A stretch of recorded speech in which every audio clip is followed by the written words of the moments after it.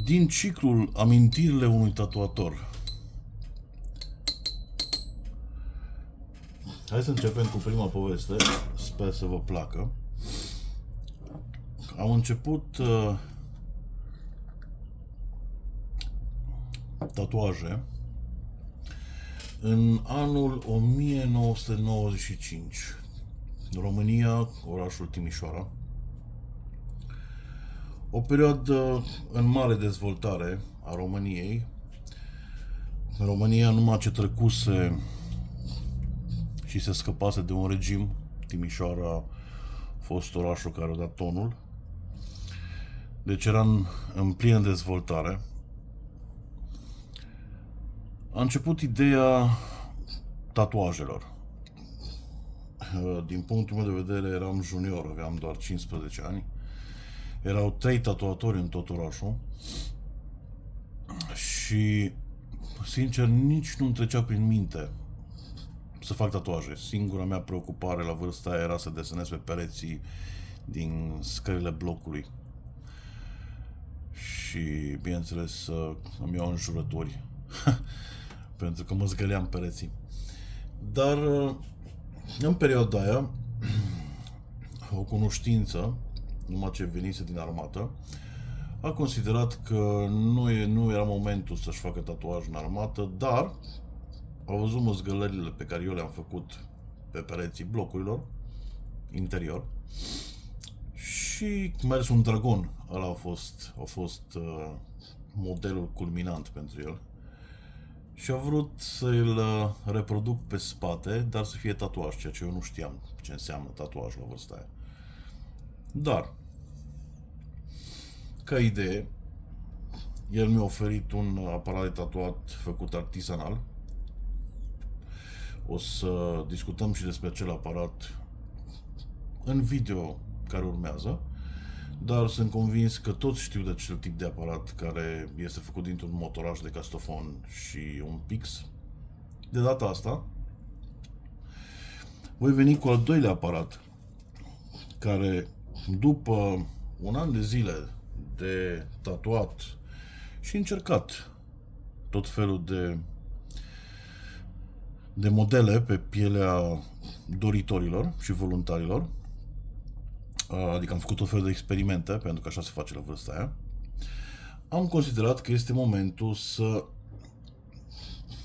facem sau să reproducem un aparat de tatuat care îl vedeam doar în revistele americane, care se găseau în țările care aveau mai mult acces la astfel de reviste, cum ar fi Ungaria, Austria, Germania. Și noi am văzut în principiu, că noi toți ne cunoșteam, eram 3 pe vremea aia, în tot orașul. Am văzut cum este făcut aparatul din poze, așa că la vârsta de 15-16 ani am încercat să învățăm ce înseamnă electromagnetism, ce înseamnă bobine de inducție, ce înseamnă curent, ce înseamnă volți, amper, pentru că altceva oricum n-avem de făcut. Și pe vremea aia persoanele erau mult mai deschise. Le plăcea ideea mai ales și în vârstă, le plăcea faptul că ești interesat și le plăcea să-ți explice amănunțit fiecare detaliu. Așa că am văzut în fiecare apartament era câte o sunerie de acest gen. Această sunerie este pe bază electromagnetică, adică are 2 electromagnezi, 2 bobine.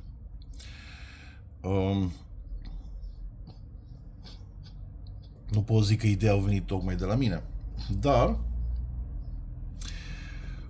ideea a venit de la mai mulți și eu pot spune ce am făcut eu. Am desfăcut-o și m-am uitat înăuntru să văd care este sistemul de funcționare. Să-l înțeleg. De ce face ea gălăgie și cum funcționează. Asta este varianta puțin mai nouă, Da? Imediat vă voi arăta și varianta mai veche. Și cea mai veche. Și am văzut că ea funcționează la 12, nu, la 8, între 5 și 8 volți. Avea un transformator intern în panou de siguranță. Și am zis, ok, hai să vedem cealaltă variantă. Și am descoperit varianta asta, pentru că erau multe care erau aruncate, erau înlocuite cu variantele noi. Și am zis, bun, pare interesant. Seamănă cu ce am văzut în poză. Trebuie doar făcute anumite modificări. Sistemul de funcționare era relativ simplu. Aici se puneau cele două borne, 5 sau 8 volți. La un întrerupător, cel din exteriorul blocului se apăsa, deci se făcea un circuit închis, iar soneria se acționa prin electromagnetismul bobinelor. Da? Sistemul este relativ simplu. Pentru vârsta aia era o chestie nouă. Dar era un plus. Era un plus de inventivitate. Acest sistem era greu pentru mâna unui copil. Așa că ne-am pus să căutăm variante mai ușoare. Și existau variantele mai ușoare. Cum este acesta. Aceasta este varianta mai ușoară. Mai micuță, mai interesantă, unde are un condensator destul de mare de data asta. Și asta avea cândva un condensator. Dar acest condensator ulterior s-a mutat aici în spate. Da, la aparatele originale. Inclusiv aparatele din reviste aveau condensator în spate, dar nu se vedea, pentru că pozele nu erau niciodată cu spatele. Totdeauna erau pozele cu fața. Noi am putut să vedem să vedem că există ceva, o chestie neagră, pe vremea aia, și ulterior, cu greu, am descoperit noi ce scrie pe condensatorul ăla, era o variantă nouă, și scria microfarazii și volții. Și ne-am interesat și am început să facem această variantă. Am mers la Strungar, i-am dat varianta asta, i-am explicat într-o schiță, i-am arătat pozele. Deci, atenție, vorbim de 1995-96, când fabricile funcționau, când strungarii erau oameni de treabă, existau, da? Și s-a ajuns într-un final la varianta asta. Asta era varianta finală. Bun. Partea făcută la strung, partea făcută la strung, îndoită, chinuită, tăiat și într-un final pus condensatorul în spate, care ăsta a fost regăsit de mine într-o cutie veche. Nu-l mai are condensatorul, dar v-ați prins de idee.